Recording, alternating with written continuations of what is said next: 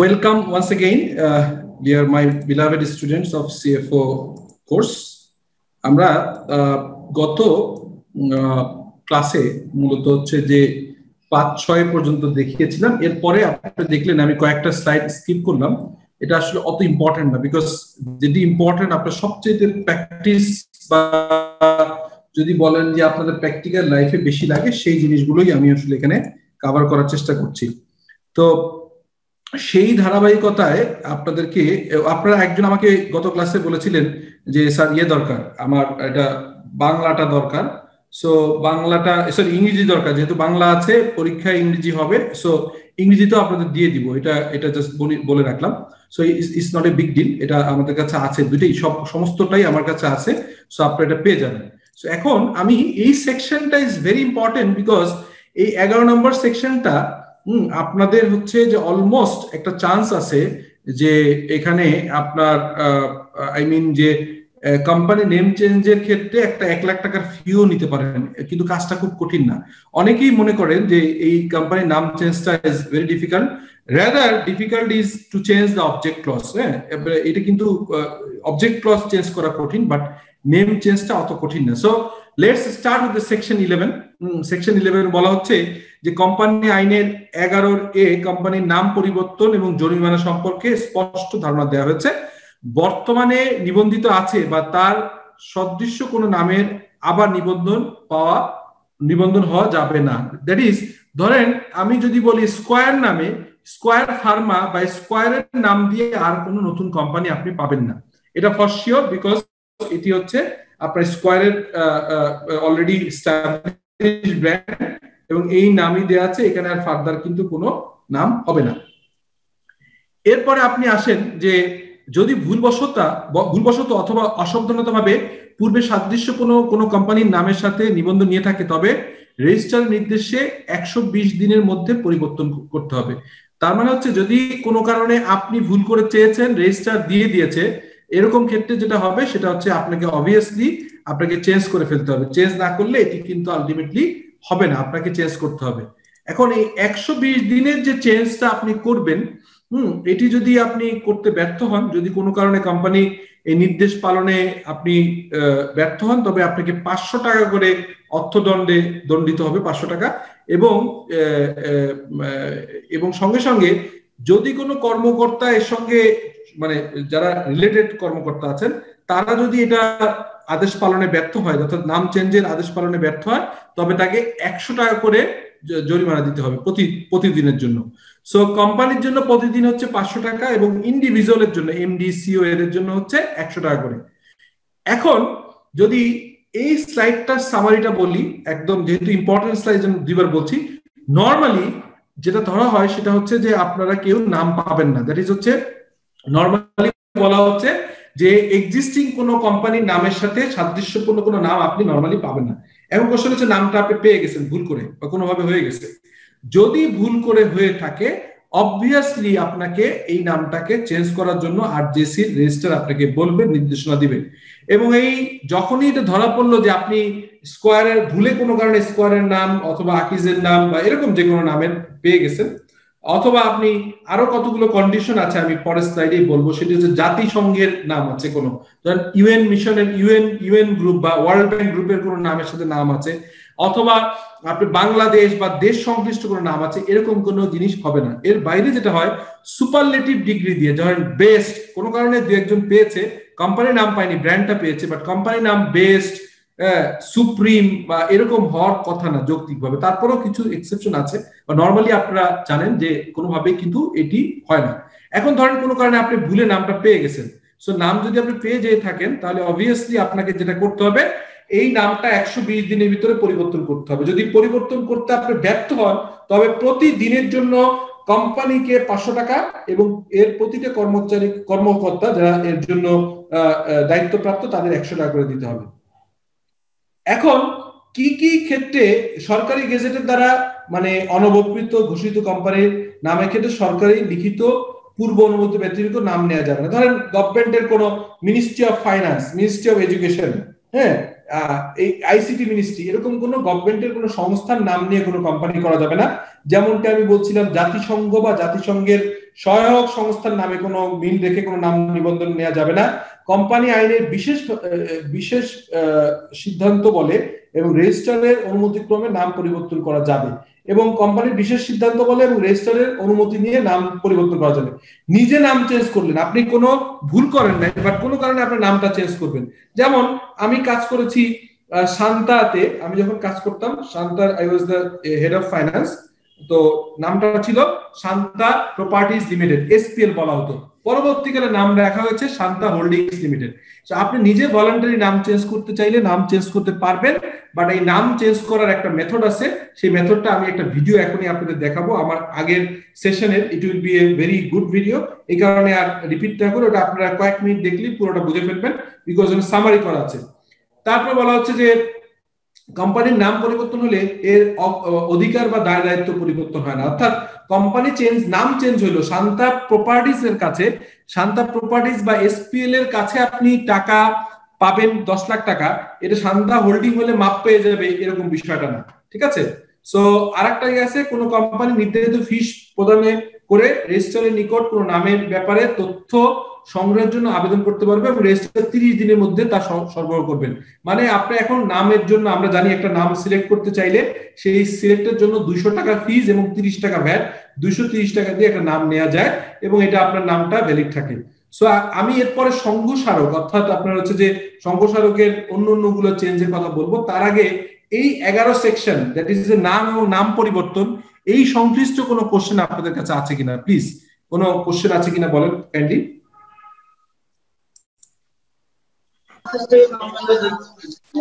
আসসালামু আলাইকুম স্যার। একজনের জন্য বলেন প্লিজ। জি বলেন প্লিজ। Hello sir. হ্যাঁ বলেন। জি স্যার, আমার একটা কোশ্চেন ছিল। বলেন না প্লিজ, প্লিজ বলেন। ব্যাপারটা হলো স্যার, এই যে গত বছরে স্যার আমরা একটা পুরো দেশে একটা ব্যাপার শোনা যাচ্ছে যে অনেক বড় বড় এমপি যারা অনেক টাকা নিয়েছে ঋণ হিসেবে, কিন্তু পরে এদের নাম চেঞ্জ হয়ে গেছে, প্রতিষ্ঠানের নাম। তো সেই ক্ষেত্রে দেশে সংবাদপত্রে আসছে যে নাম যেহেতু চেঞ্জ হয়ে গেছে, তো এই টাকাটা রিকভারি করা সম্ভব না। স্যার এটা কি আদৌ কি যৌক্তিক কিনা? এটা পুরোপুরি ভুল তথ্য। কোথায় পেলেন এটা আপনি? আমার সামনে এটা চোখে পড়েনি, এটা হওয়ার কোনো সুযোগ নাই, বুঝছেন? হ্যাঁ, এটা কোথায় পত্রিকা আসছে, পেপারে আসছে? জি স্যার, গত বছরে এটা খুব আলোচিত অনেক ছিল যে এরকম বিভিন্ন প্রতিষ্ঠানের এমডিরা বিভিন্ন নামে বেনামে অনেক কোটি হাজার কোটি টাকা ছিল ঋণ নিয়েছিল, বাট পরে আর এটা পুনরুদ্ধার করতে পারেনি। এইটা কিন্তু এই নাম পরিবর্তন, নামে বেনামে মানে অন্য কথা, সেটা ভিন্ন জিনিস। ধরেন সেটা আপনি যেটা বলছেন সেটা ভিন্ন একটা প্রেক্ষাপট, সেটা হচ্ছে একজন ব্যাংকের ডিরেক্টর, উনি ওই ব্যাংক থেকে কিন্তু লোন নিতে পারে না নরমালি, তখন কি করে শ্যালক ভাই বোন এদের মাধ্যমে লোনটা নেয়, ঠিক আছে। তো এইটা প্রসঙ্গে বলা হয়েছে, ঠিক আছে। তো এটা নিয়ে কিন্তু বলা হয়েছে, আপনি কিন্তু ওইটা বলেন নাই যে আপনার আর নরমালি নাম চেঞ্জ করে লাইবিলিটি কখনো চেঞ্জ হয় না, ঠিক আছে। জি স্যার। একটু মিউট করে নেন, মানে যে যিনি আনমিউট হয়ে কথা বলেন ওনারা একটু মিউট করে রাখেন। জি দোলা কি জন্য বলছিলেন? স্যার বলছিলাম যে এই নাম পরিবর্তনের বিষয়টা, এটা যদি আবার আরেকটু রিক্যাপ করতেন তাহলে একটু ভালো হতো। এখনই করছি। জি জি, ধন্যবাদ স্যার। নাইম, আসসালামু আলাইকুম। হ্যাঁ বলেন নাইম। স্যার ওই হোয়াটসঅ্যাপে একটা ছবি দিয়েছিলাম স্যার। হ্যাঁ পেয়েছি। আপনি আপনার হ্যাঁ বলুন। এমডি স্যারের সাথে কথা হয়ে গেছে।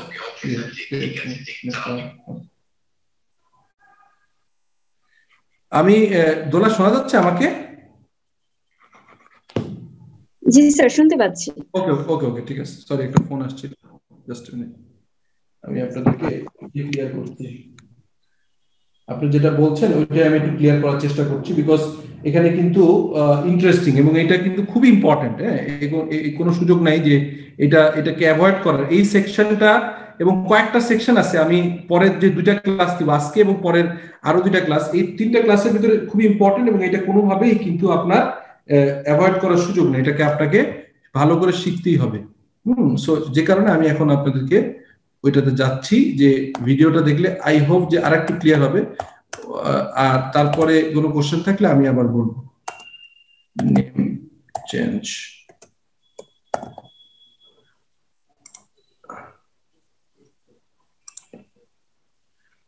আচ্ছা পেয়েছি।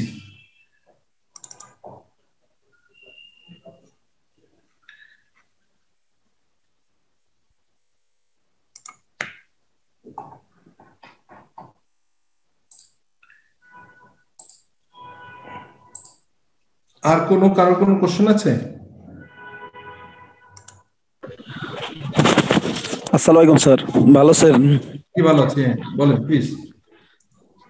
স্যার এই কর্পোরেশন দিয়ে কি কোনো নাম করা যাবে স্যার কোম্পানির? আচ্ছা, এটা হচ্ছে কর্পোরেশন, যেটা হচ্ছে যে গভর্নমেন্ট। হ্যাঁ, এখানে কিছু ব্যাপার আছে, সেটা হচ্ছে নামটা একটু চেঞ্জ হয়েছে, আগের দিন বলছিলাম। এখন আমরা ওই যে বলছি, একটা হচ্ছে পিএলসি বলছি, একটাকে বলছি হচ্ছে আপনার ওপিসি, আর একটাকে ওপিসি একটা নাম আছে 1% কোম্পানি।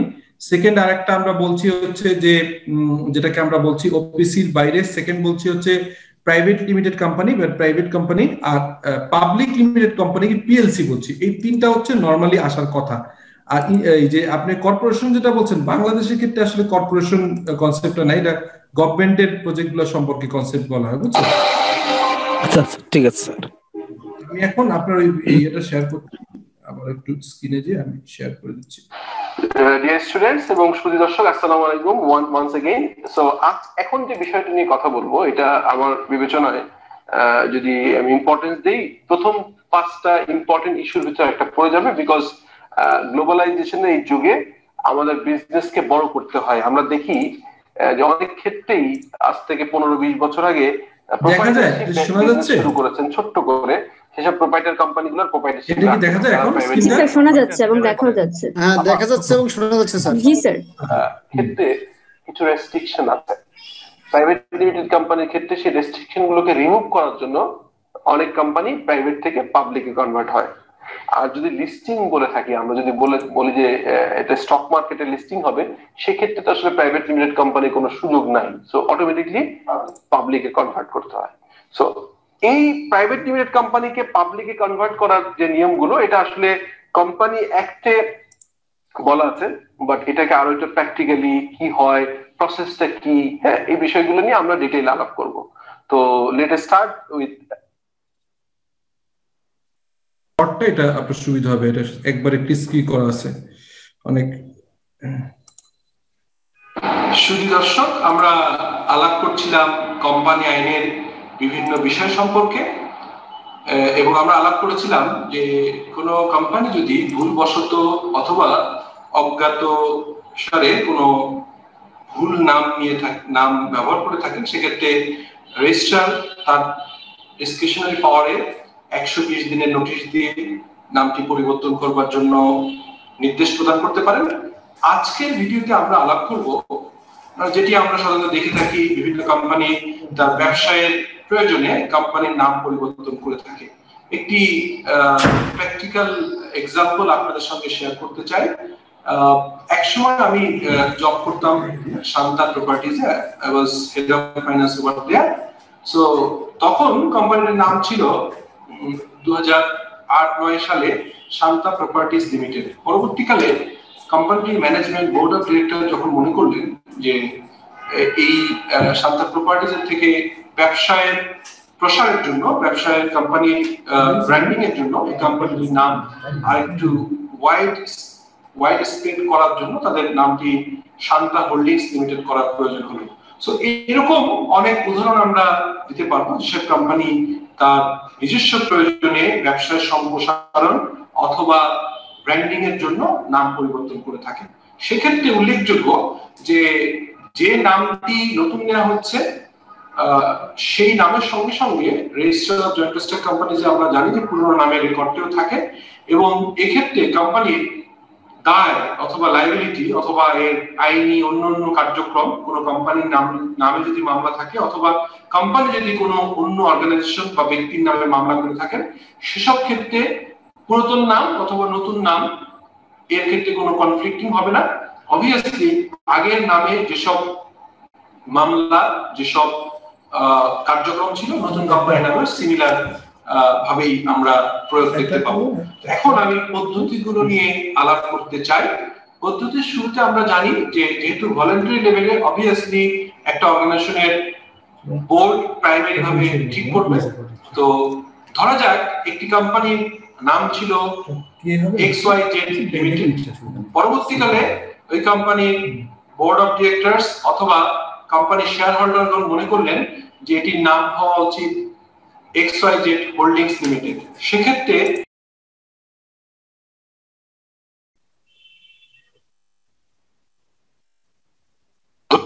পাওয়া গেল। এটি পাওয়া যাওয়ার পরপর যেটা করতে হবে সেটা হচ্ছে একটি স্পেশাল জেনারেল মিটিং আয়োজন করতে হবে এবং এই স্পেশাল জেনারেল মিটিং এ 2/3 মেজরিটিতে শেয়ার হোল্ডারগণ একমত হবেন এবং রেজলিউশন নেবেন যে তারা নামটি চেঞ্জ করতে চাচ্ছেন। এর পরবর্তীকালে নতুন নাম নেওয়ার ক্ষেত্রে এই স্পেশাল রেজলিউশনের কপি অ্যাটাচড হওয়ার পরে এটি রেজিস্ট্রার অফ জয়েন্ট স্টক কোম্পানিতে জমা প্রদান করা হবে এবং registrar of joint stock company এই নতুন নামটি ইনক্লুশন করে কোম্পানির যেসব বেসিক ডকুমেন্ট আছে ইনকর্পোরেশনের জায়গায় এবং মেমোরেন্ডাম সহ অন্যান্য গুরুত্বপূর্ণ দলিল এবং ডকুমেন্টে নতুন নামটি প্রতিস্থাপন করবেন এবং অবভিয়াসলি আগের নামটিও ব্র্যাকেটের ভিতরে থাকবে এবং এর একটি সার্টিফাইড কপি পরবর্তীকালে কোম্পানির ম্যানেজমেন্ট তুলে নেবেন। এবং আমরা জানি যে এই নাম পরিবর্তনের মাধ্যমে কোনোভাবেই ওই কোম্পানি তার পূর্বের যদি অন্য কোনো কোম্পানির কাছে কোনো অর্থ প্রাপ্তি থাকে, দ্যাট ইজ আমরা অ্যাকাউন্টিং এর ভাষায় বলি অ্যাকাউন্টস রিসিভেবল থাকে, অথবা যদি কোনো পাওনাদার থাকে দ্যাট ইজ অ্যাকাউন্টস পেয়েবল, অথবা যদি ব্যাংক লোন সহ অন্য যে কোনো দায় সম্পদ সবই নতুন কোম্পানির নামে ন্যস্ত হবে এবং নতুন কোম্পানি একইভাবে আগের মতো সমস্ত সুযোগ সুবিধা ভোগ করবেন এবং তার নামে যদি কোনো রকম মামলা থেকে থাকে অথবা কোম্পানি যদি অন্য কোনো ব্যক্তি অথবা অর্গানাইজেশন নামে মামলা করে থাকে সেই মামলার পক্ষ হিসেবে নতুন নাম ইনক্লুশন হবে। এই পর্যায়ে শুধু দর্শক আপনাদের পরবর্তী ক্লজ দ্যাট ইজ হচ্ছে object clause change of a company, এই একটু বোঝা গেল আগের থেকে সেকেন্ড রিপিট করায়? জি স্যার বুঝে গেছে। জি স্যার বুঝে গেছে স্যার। এবার একটু কোশ্চেন করেন যে এটা কিন্তু খুবই ইম্পর্টেন্ট একটা ইস্যু। হ্যাঁ, এই কারণে is very very important, that's why আমি এটাকে দুইবার শোনালাম, কারণ দুইবার তো আর এখানে রেকর্ড করা যাচ্ছে না, এই কারণে এখান থেকে শোনালাম। সো এখন আমরা যদি বলি কতগুলো ইস্যু আছে, একটা ইস্যু হচ্ছে আমরা স্টেপটা আবারও বলি যে ফার্স্ট অফ অল কি হবে যে আমরা নাম আমাদেরকে চেঞ্জ করতে হবে। কি চেঞ্জ করতে হবে? যদি আমরা কোনো এমন নাম নেই যে নামটি হচ্ছে গভর্নমেন্টের কোনো অটোনমাস বডি অথবা ধরেন জাতিসংঘ বা এই ধরনের কোনো প্রতিষ্ঠানের কোনো নাম, সেটা আমাদেরকে চেঞ্জ করতে হবে ফার্স্ট অফ অল। আর আমরা যদি অন্য কোনো এক্সিস্টিং কোম্পানির নামে নিয়ে থাকি সেটা আমাদের চেঞ্জ করতে হতে পারে, বিকজ তারা তো অবজেকশন দিবেই। এটি গেল হচ্ছে আমরা bound to change the name of the company if it is do any wrong. আমরা কোনো যদি রং করি, আমরা যদি কোনো ভুল করি তাহলে এটা হবে। আর একটা হচ্ছে যে ভলান্টারি লেভেলে আমি চাচ্ছি যে আমার বিজনেস এক্সপানশন দরকার অথবা আমার রিভ্যাম্পিং করব অনেক কোম্পানি, যেমন আপনাদের নিশ্চয়ই মনে আছে একসময় টেক্সাস গ্রুপ ছিল, টেক্সাস গ্রুপ পরে নাম হয়ে গেছে হচ্ছে আমরা নেটওয়ার্ক। আগে ছিল টেক্সাস, পরে হচ্ছে আমরা নেটওয়ার্ক। তো টেক্সাসের নাম তো তখন আমরা নেটওয়ার্ক করতেই হয়েছে। সো সেইভাবেও কিন্তু অনেক সময় চেঞ্জ হয়। তো এই চেঞ্জটার একটা প্রসেস হচ্ছে যে আপনি একটা স্পেশাল রেজলিউশন করবেন, সেই স্পেশাল রেজলিউশনে আপনার হচ্ছে যে special meeting, extraordinary general meeting বা ইজিএম আয়োজন করবেন, স্পেশাল রেজলিউশন দিবেন। স্পেশাল রেজলিউশন 2/3 মেজরিটি থাকতে হবে টু পাস দিস রেজলিউশন যে আপনি নামটা চেঞ্জ চাচ্ছেন। আর নাম চেঞ্জের সঙ্গে সঙ্গে আপনার আগের নামটা ব্র্যাকেটে থাকবে, ফলে লাইবিলিটি, যে কোশ্চেনটা একজন আমাকে বলছিলেন যে লাইবিলিটি চেঞ্জ হবে কিনা, লাইবিলিটি অবভিয়াসলি আপনার হবে না, লাইবিলিটি কিন্তু আপনার চেঞ্জ হবে না, বিকজ আপনাকে টাকা দিতেই হবে, বিকজ এখানে ব্র্যাকেটে আপনার আগের নামটা থাকবে, আনলেস আদারওয়াইজ যতক্ষণ পর্যন্ত এটাকে ফ্যামিলিয়ারাইজ না হচ্ছে। হ্যাঁ, এরকম অনেক চেঞ্জ বাংলাদেশে হয়েছে। একসময় অর্গানন ছিল বাংলাদেশে, অর্গানন পরে চলে যায় নুভিস্তা হয়ে গেছে। এরকম প্রচুর উদাহরণ আমাদের কাছে আছে। সো এটা ভেরি ইম্পর্টেন্ট একটা টপিক ছিল। তো আমি দেখেছি যে এটা হচ্ছে যে স্যার আমি একটা আলাদা কোশ্চেন করতে চাচ্ছিলাম এটার বাহিরে স্যার আমার জানার জন্য। সেটা হচ্ছে কি স্যার, এটা তো কোম্পানির ক্ষেত্রে হলো, যদি এই যে যদি মানে এক পক্ষ আরেক পক্ষকে যখন ল্যান্ড বিক্রি করে, হ্যাঁ, তখন সেক্ষেত্রে দেখা গেছে নেমটা চেঞ্জ হয়। তো যেমন ধরেন বিদ্যুৎ বিলের, গ্যাস বিল যখন এরকম হয়, এখানে যেরকম একটা 120 দিন যে একটা সীমাবদ্ধ থাকে, যে মধ্যে একটা নিবন্ধন পরিবর্তন হয়ে আসে নামটা, হ্যাঁ, তো এখানে কি কোনো মানে ডে আছে ফিক্সড করা, যেখানে মানে নাম যখন ওনার চেঞ্জ হয় তখন নামটা 120 দিন বা অন্য কোনো দিনের মধ্যে পরিবর্তন হয়, একটা কি রিকোয়ারমেন্ট আছে কিনা? তার মানে জমির মালিকানা চেঞ্জ হচ্ছে, তাই তো? কথা বলছিলাম জমির মালিকানা। এরকম ক্ষেত্রে ওরকম কোনো নির্দিষ্ট এনে আসলে হয় কি, আপনি যখন একটা জমি কিনছেন তখন তো আপনার নামে রেজিস্ট্রেশন হয়ে আসবে। তো ওই জমিতে পরবর্তীকালে আপনার যদি কোনো স্থাপনা থাকে সেটার নাম চেঞ্জ হবে, সেখানে আপনার ইলেকট্রিসিটি কানেকশন এগুলো চেঞ্জ হবে। এটা আসলে কোনো ওরকম নিয়ম, এটা কোম্পানি অ্যাক্টের ভিতরে কোম্পানি নিয়ে কথা হচ্ছে, যে কারণে এটা কি বাধ্যবাধকতা আছে, ওইটা আবার কোনো বাধ্যবাধকতা নাই। তবে যদি ইলেকট্রিসিটি অথরিটি, গ্যাস অথরিটি এদের কোনো বাধ্যবাধকতা থাকে, city corporation, that is a different issue. ওইটার ক্ষেত্রে আসলে স্ব ক্ষেত্রে প্রযোজ্য। বাট কোম্পানি অ্যাক্টে যেরকম স্ট্রিক্ট নিয়ম আছে যে আপনি যদি কোনো ভুল করেন বা রং নেম নেন, তাকে আপনি অবশ্যই 120 দিনের ভিতরে চেঞ্জ করতে হবে। দ্যাট ইজ দ্য নিয়ম, that is the rule of the company act under section 11 of companies act, the companies act 1994। So এইটা ছিল। আর পরেরটা আমরা বললাম। এরপরে দেখেন 12 সেকশন 12। যদি আর কোনো কোশ্চেন না থাকে আমরা সেকশন 12 এ যেতে চাই। ঠিক আছে, যাবো সেকশন 12 এ। ওকে, সেটি হচ্ছে যে ধারা 12 বা সংঘস্মারক পরিবর্তন। এখানে বলছে কোম্পানি বিশেষ সভায় মানে স্পেশাল যে মিটিং এ সিদ্ধান্ত বলে আইন মেনে এবং সংঘস্মারক পরিবর্তন করতে পারবেন। সাধারণত কোম্পানির আরো ভালো কিছু বা সম্প্রসারণ করার জন্য, মানে কোনো নতুন কিছু করার জন্য আমরা সাধারণত নাম চেঞ্জের জন্য এটা করে থাকি। যেমন উন্নত পন্থায় বাস্তবায়ন, কোনো যদি নতুন কোনো ইমপ্রুভ সিস্টেম হয়, যদি কস্ট এফিসিয়েন্সি মিতব্যয়িত করা হয়, যদি এফিসিয়েন্টলি ম্যানেজমেন্ট চালানোর জন্য কোনো চেঞ্জ আসে। এখানে মূলত অবজেক্ট ক্লজ চেঞ্জের কথা বলা হয়েছে। এই 12 সেকশনটা হচ্ছে, 11 সেকশন হচ্ছে নেম চেঞ্জ, আর 12 সেকশন হচ্ছে অবজেক্ট ক্লজ চেঞ্জ। অবজেক্ট ক্লজের ক্ষেত্রে বলা আছে যে আপনার যদি কোনো বিজনেসের এফিসিয়েন্সি বাড়াতে চান, যদি প্রজেক্ট ইমপ্লিমেন্টেশন বা ব্যবসা ইমপ্লিমেন্টেশন ইজি হয় এরকম করতে চান, অথবা যদি এফিসিয়েন্টলি ব্যবসা করতে চান, সেই সব করার জন্য আপনাকে কিন্তু এটি করা লাগতে পারে। তো সেটি বলা আছে। তো এবং সেটা করার ক্ষেত্রে আপনার এই কন্ডিশনে আপনি 12 সেকশন অনুযায়ী আপনার সংঘস্মারকের অবজেক্ট ক্লজটা চেঞ্জ করতে পারেন। এটি একটা ডিসকাশন। এরপরে বলা হচ্ছে অন্য কোনো কোম্পানি বা ব্যক্তি সঙ্গের সাথে একত্রিত হওয়া। তার মানে হচ্ছে অনেক সময় মার্জার হয়। এটি নিয়ে একটা ভিডিও আছে, আমি দিয়ে দিব ক্লাসে, আসলে কতটুকু কভার করতে পারবো বাট আপনাদেরকে লিংক গুলো দিয়ে দিব, আপনারা একটু দেখে নেবেন, খুবই ইম্পর্টেন্ট। সেটি হচ্ছে অনেক সময় ব্যবসাগুলোর মার্জার হয়। মার্জার যদি হয় তাহলে সেই মার্জারের ক্ষেত্রেও কিন্তু নাম হতে পারে। নির্দিষ্ট কোনো উদ্দেশ্যের পরিবর্তন করা বা পরিত্যাগ করা। ধরেন আপনি কোনো লেটস সে আমি একটা উদাহরণ দিই। ধরেন আপনি বলছিলেন যে আপনি আপনার অবজেক্টে রেখেছিলেন যে পদ্মা সেতুতে আপনি আপনার একটা XYZ কনস্ট্রাকশন ফার্ম, আপনি বললেন পদ্মা সেতু নির্মাণের জন্য আপনি কাজ করবেন, অবজেক্টে লেখা আছে।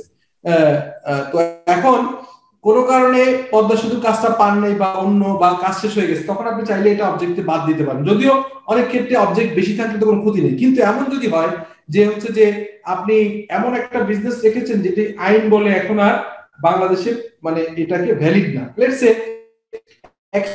হয়তো অনেকে বিজনেসের ইন্টারনেট বিজনেস একভাবে করতো, তখন ভিওআইপি অনেকে করে, যদিও কখনোই লিগ্যাল ছিল না। সো আপনি স্কোপে লিখে রাখছেন যে ভিওআইপি ব্যবসা করবেন, এটা আপনাকে কিন্তু পরিবর্তন করতে হবে, এটা কিন্তু রাখা যাবে না। যাই হোক, আদালতে পরিবর্তনের জন্য আবেদন করার পর, আদালত অনুমোদন করার পর থেকেই এই পরিবর্তন কার্যকর হবে। অর্থাৎ আপনি এই নেম চেঞ্জ বা নেম ক্লজ চেঞ্জের ক্ষেত্রে কিন্তু আদালত বা কোর্টে যেতে হচ্ছে না, বাট অবজেক্ট ক্লজ করার জন্য কিন্তু আদালত বা কোর্টে যেতে হচ্ছে। আমি অনেক প্রফেশনালকে শুনেছি বা তারা মনে করতো বা আমার সাথে ডিসকাশন হয়েছে যে তাদের ধারণা ছিল যে নেম ক্লজ চেঞ্জ করতে গেলে আদালতে যেতে হয়, কোর্টে যেতে হয়, কিন্তু এটা ইট ইজ নট ট্রু। এটা ওই যে প্রসেস আমি বললাম ওই প্রসেসের মাধ্যমে সম্ভব। এখানে there is no involvement of court. এখানে অনলি আপনার স্পেশাল রেজলিউশনের মাধ্যমে শেয়ার হোল্ডারদের 2/3 মেজরিটির মাধ্যমে চেঞ্জ করে আরজেসির মাধ্যমে চেঞ্জ করা যায় নেম ক্লজ।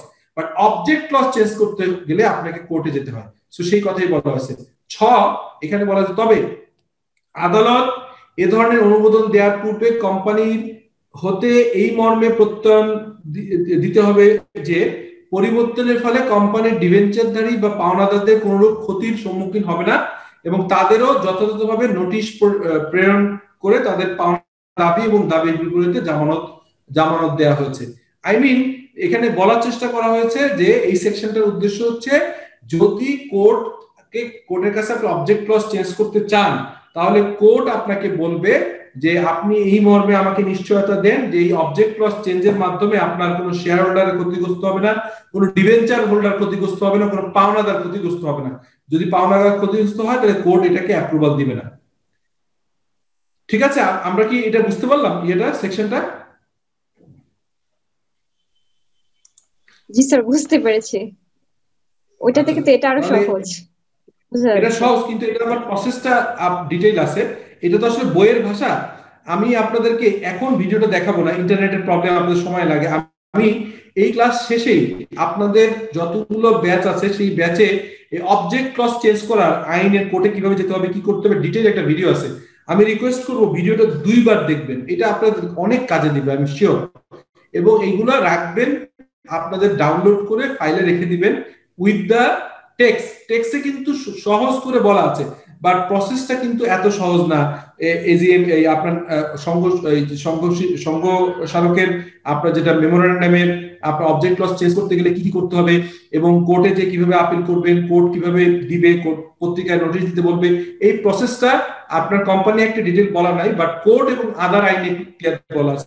যে কারণে কোম্পানি অ্যাক্টের ভাষায় যখন আপনি দেখছেন এটাকে হলো সহজ মনে হচ্ছে, বাট ডিটেইল স্টেপটা ওয়ার্ক প্রসেসটা is not that much easy, কিন্তু কঠিনও না। আমি এই জন্য ভিডিও বানিয়ে রেখেছি, আমি এটা আজকে এই ক্লাস শেষ করে আপনাদেরকে দেখে দিয়ে দিচ্ছি। সো আমার মনে হয় যে আপাতত 12টার ইনকমপ্লিট থাকলো, 12টা আমরা পড়লাম, বাট এটা ডিটেইল ভিডিওটা আমি দিয়ে দিচ্ছি। এবার 13 নম্বর সেকশন আপনি যদি আসেন, 13 নম্বর সেকশন হচ্ছে যে পরিবর্তনের অনুমোদন প্রদান। বলা হচ্ছে যে আদালত পরিবর্তনের প্রস্তাব গ্রহণ করার পর উপযুক্ত শর্তাবলী সাপেক্ষে পরিবর্তনের জন্য অনুমোদন দিতে পারবেন। এখানে ওই যে পরিবর্তন যেটা আপনি আগের সেকশনে 12তে বললেন যে আপনার হচ্ছে যে মেমোরেন্ডাম অবজেক্ট ক্লজ চেঞ্জ করতে পারবেন, এখানে বলা আছে যে আদালত কিন্তু আপনাকে উপযুক্ত মনে করলে আপনাকে পারমিশন দিবে। আচ্ছা, এরপরে এই 14 নম্বর সেকশনটা অত ইম্পর্টেন্ট না, পরিবর্তনের জন্য সংঘ স্মারকের রেজিস্ট্রারের নিকট জমা, এটা আমি বলি একটু। 15 নম্বর সেকশনে বলা হচ্ছে section 15 of the companies act 1994, এখানে বলা হচ্ছে যে কোম্পানি আদালত কর্তৃক সংঘ স্মারক পরিবর্তনের অনুমোদন প্রাপ্তি 90 দিনের মধ্যে বা বর্ধিত সময়ের মধ্যে পরিবর্তিত সংঘ স্মারক রেজিস্ট্রারের বরাবর জমা দিবেন। রেজিস্ট্রার নিবন্ধন করে এটি প্রত্যয়ন করে দিবেন যে সংঘ স্মারক পরিবর্তনের ফলে সকল আইন প্রতিপালন করা হয়েছে এবং এরপরই পরিবর্তিত সংঘ স্মারক বলে গণ্য করা হবে। মানে এখানে বলা হয়েছে সিম্পলিফাইড যে আপনি যে মেমোরেন্ডামটা চেঞ্জ করলেন, মেমোরেন্ডামের অবজেক্ট ক্লজ চেঞ্জ করলেন, এটি চেঞ্জ করার পরে যখন পারমিশন পেলেন তখন আপনি 90 দিনের জন্য আবার এটাকে 90 দিনের ভিতরে আপনাকে রেজিস্ট্রার অফ জয়েন্ট স্টক কাছে জমা দিতে হবে নতুন করে সার্টিফাইড কপি তোলার জন্য। পয়েন্টটা বোঝা গেছে? আপনাদের কি কোনো কোশ্চেন আছে এখানে?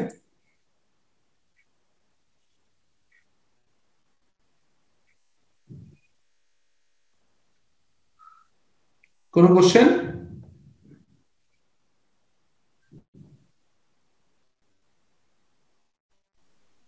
না স্যার, কোনো প্রশ্ন নাই, এখানে স্পষ্ট করেই বলে দেওয়া আছে। ওকে ওকে, ঠিক আছে ঠিক আছে ঠিক আছে। সো এই পর্যন্ত গেল। এরপর হ্যাঁ জি থ্যাংক ইউ। এরপর আমরা বলছি হচ্ছে যে 16 হচ্ছে এই যে আপনার বর্ধিত সময়ের মধ্যে আপনার নিবন্ধের ব্যর্থতা ফলাফল, এই বাংলা তুলতে ও স্লাইড চেঞ্জ হয়নি এখন? জি আসছে স্যার, 16 আসছে? জি জি জি। ওকে, এখানে বলা হচ্ছে 15তে যে বলা আছে না 15 দ্বারা, এখানে কিন্তু জায়গায় জায়গায় কিছু বাংলা বানানগুলো আছে, বাংলা আমরা টাইপে অত অভ্যস্ত না, এই কারণে পিপিটি তুলতে যে কয়েকটা জায়গায় ভুল আছে, মধ্যের জায়গায় এটা ভুল আছে, এটা ঠিক করে দিব আপনাদেরকে।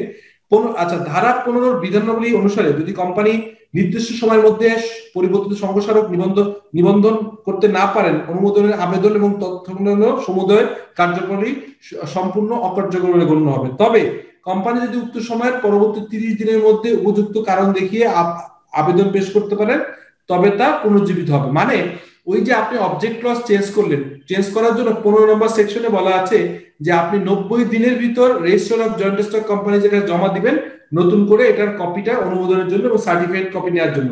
আপনি 90 দিন অতিবাহিত হয়ে গেল, আপনি জমা দিতে পারলেন না, তখন কিন্তু আপনার কোম্পানির কার্যক্রম স্থগিত হয়ে যাবে অ্যাকর্ডিং টু দ্য আরজেসি মানে কোম্পানি অ্যাক্ট অনুযায়ী। তখন বলা হচ্ছে যে এই সময় অতিবাহিত হওয়ার 30 দিনের ভিতরে আপনি আবার টাইম এক্সটেনশন চাইতে পারেন। টাইম এক্সটেনশন চাওয়ার নিয়ম সব জায়গায় আছে, এনবিআর এ যেমন ট্যাক্স ফাইলে আছে তেমনি ভাবে আরজেসি তে আছে, সব জায়গায় এটা চাওয়া যায়, টাইম এক্সটেনশন চাওয়া যায়। আচ্ছা, এরপরে হচ্ছে আমরা যেটা হচ্ছে যে সংঘবিধি সম্পর্কে আমরা অলরেডি বলেছি, এখানে সেকশন 17 থেকে 21 ভিতরে সংঘবিধি সম্পর্কে বলা আছে, এবং আমরা যেটাকে জানি যে হচ্ছে যে আমাদের সংঘ স্মারক তো আমরা দেখলাম, সংঘবিধি হচ্ছে আর্টিকেল অফ অ্যাসোসিয়েশন। হ্যাঁ, সো আমাকে কেউ একজন বলবেন যে কোনো কোম্পানি যদি আর্টিকেল অফ অ্যাসোসিয়েশন না করে তাহলে তার কি সম্ভব? আর্টিকেল অফ অ্যাসোসিয়েশন ছাড়া কি কোম্পানি করা সম্ভব নিজে যদি ড্রাফট না করে?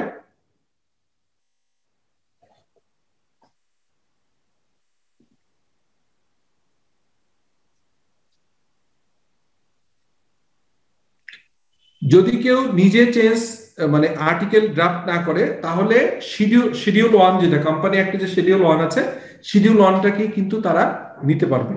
সো এটা কিন্তু মানে আই মিন যে কেউ যদি আলাদাভাবে আর্টিকেল অ্যাসোসিয়েশন ড্রাফট না করে তাহলে শিডিউল 1 এ যে ফরম্যাট দেয়া আছে ওটার মাধ্যমেই সরাসরি অ্যাডাপ্ট করতে পারবে। সো এখানে বলা হচ্ছে সংঘবিধি 17 ধারায় বলা হচ্ছে যে কোম্পানি আইনের প্রথম খণ্ডের ধারা 17 থেকে 21 পর্যন্ত সংঘবিধির বিধানসমূহ বর্ণনা করা আছে। তার ভিতরে 17 নম্বর সংঘবিধি নিবন্ধকরণ বলা হচ্ছে যে সংঘবিধি হলো কোম্পানির পরিচালনা সম্পর্কিত বিধান। তার মানে আর্টিকেল অফ অ্যাসোসিয়েশন হচ্ছে মেমোরান্ডাম, মানে 6টা ক্লজ, যে আপনার কোম্পানির নাম, নেম কি, নেম ক্লজ, তারপরে কোম্পানির হচ্ছে যে address clause, object clause, capital clause, liability clause, এইগুলো থাকলে হচ্ছে আপনার মেমোরান্ডামে। আর্টিকেল হচ্ছে ডিটেইল থাকবে, কি কি থাকবে সেটাই বলা আছে, তাই নিবন্ধনের সময় কিছু ধারণা মনে রাখতে হবে। গত ক্লাসে কিন্তু আমি আর্টিকেল অ্যাসোসিয়েশন দেখিয়েছিলাম, আপনাদের মনে আছে নিশ্চয়ই, ওখানে এই জিনিসটা বলা আছে যে আপনার বলতে হবে যে গ্যারান্টি দ্বারা অথবা অসীম দায় কোম্পানির ক্ষেত্রে আবশ্যিকভাবে সংঘবিধি থাকতে হবে, এবং শেয়ার দ্বারা সীমাবদ্ধ কোম্পানির ক্ষেত্রে সংঘবিধি থাকতে পারে, তবে সংঘ স্মারকে বিস্তারিত ব্যক্তিগণ সংঘবিধিতে স্বাক্ষর করবেন। তার মানে যারা মেমোরান্ডামে সাইন করবেন তারাই আবার আর্টিকেলে সাইন করবেন। আর গ্যারান্টি দ্বারা সীমাবদ্ধ এবং অসীম দায় কোম্পানির অবশ্যই আর্টিকেল থাকতে হবে। আর যেটা হচ্ছে যে যেটা আমরা লিমিটেড বাই শেয়ার বলি, তাদের আসলে আপনার না থাকলেও চলবে, তবে তারা শিডিউল 1টাকেই আর্টিকেল হিসেবে নিতে পারবে, এটা আমি আগেও বলেছি। আচ্ছা, কোম্পানি চাইলে সংঘবিধি হিসেবে তাফসিল 1 পুরোপুরি বা আংশিকভাবে গ্রহণ করতে পারে, যেটি আমি বারবার একটু আগে বলছিলাম।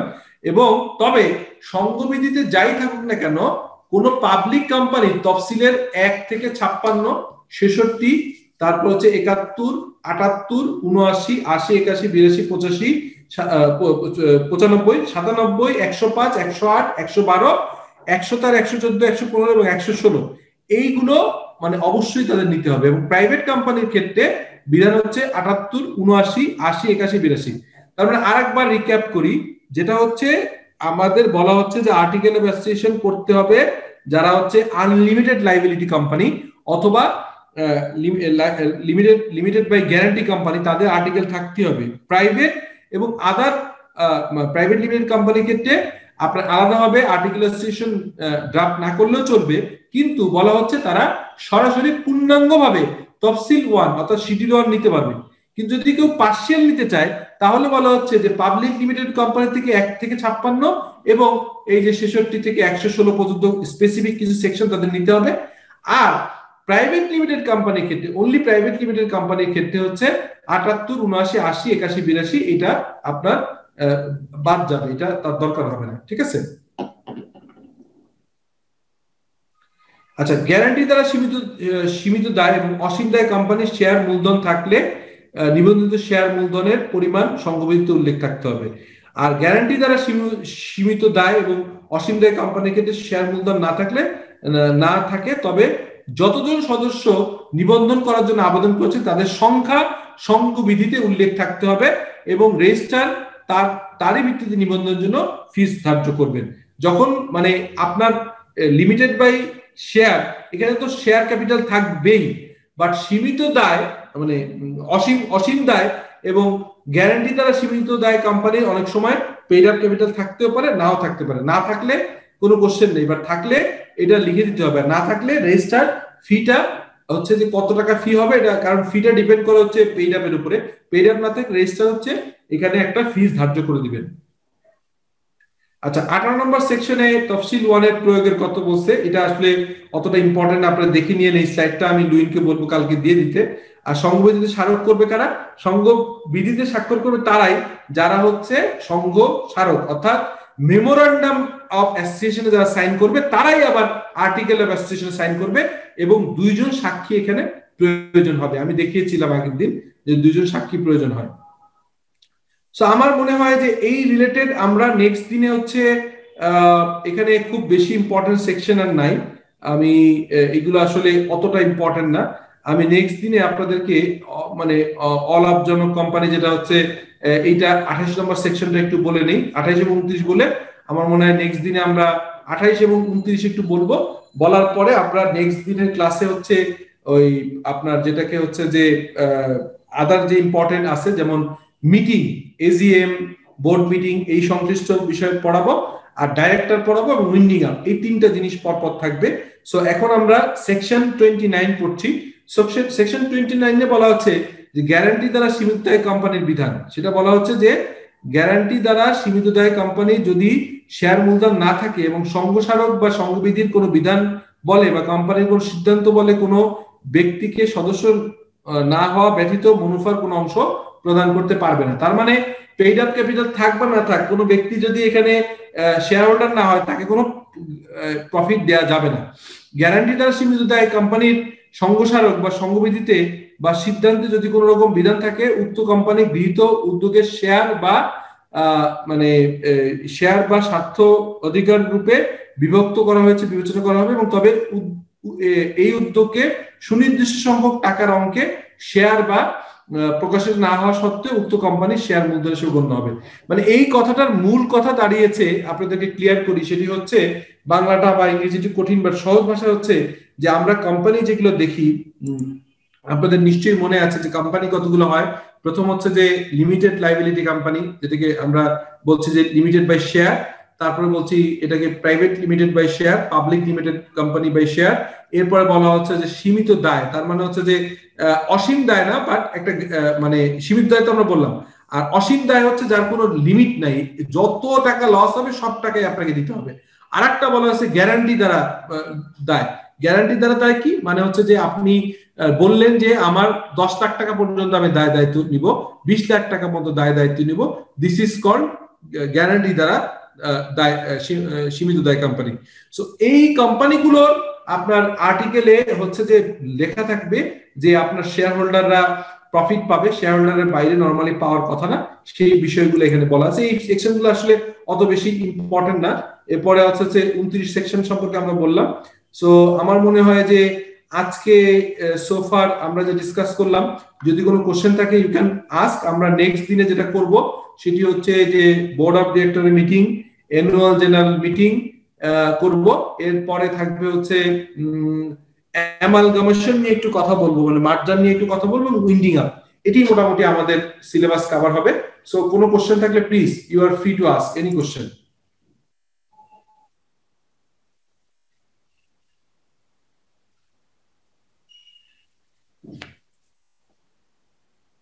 যদি কোনো কোশ্চেন না থাকে আমরা মনে হয় আজকের মতো এখানে শেষ করি। নেক্সট উইকে হয়তো আরেকটা ক্লাস আমরা নিব। আজকে তো মোটামুটি বুধবার, হয়তো নেক্সট সপ্তাহের সোমবার মঙ্গলবারের দিকে আমরা আরেকটা ক্লাস আপনাদের দিব, এবং ওই ক্লাসে board of director meeting, BOD meeting এবং এজিএম নিয়ে কথা বলবো, খুব ইম্পর্টেন্ট। সো হোপফুলি আপনারা সেই ক্লাসে জয়েন করবেন। ঠিক আছে, থ্যাংক ইউ। তাহলে আল্লাহ হাফেজ, আসসালামু আলাইকুম। ধন্যবাদ স্যার। আসসালামু আলাইকুম। আসসালামু আলাইকুম, আল্লাহ হাফেজ। আল্লাহ হাফেজ। আসসালামু আলাইকুম।